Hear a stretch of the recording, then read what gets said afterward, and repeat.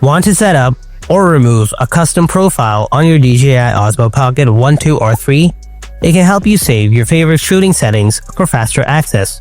In this video, I'll show you how to create or delete a custom profile on your DJI Osmo Pocket. So without wasting any more time, let's get started. First, turn on the camera.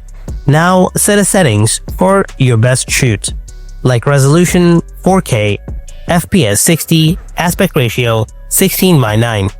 Then white balance, ISO, and after that, swipe down on the touchscreen to open the quick settings panel. Now tap on the profile icon.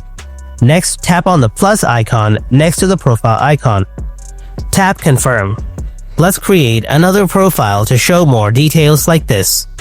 This time, select the resolution 1080p, FPS 30, and aspect ratio 1:1. Now, swipe down again.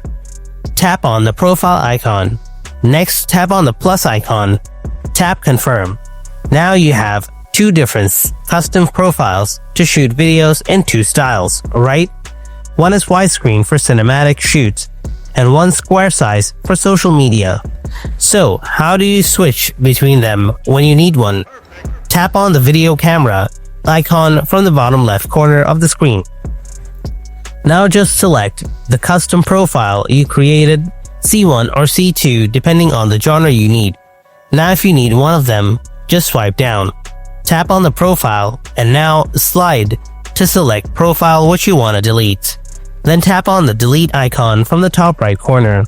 Then tap delete to confirm. And that's all. Hope you found this video helpful. If you did, then don't forget to hit that like button. And if you have any kind of questions, then ask me in the comment section below. Thanks for watching. I'll see you in the next video. Until then, stay tuned and take care.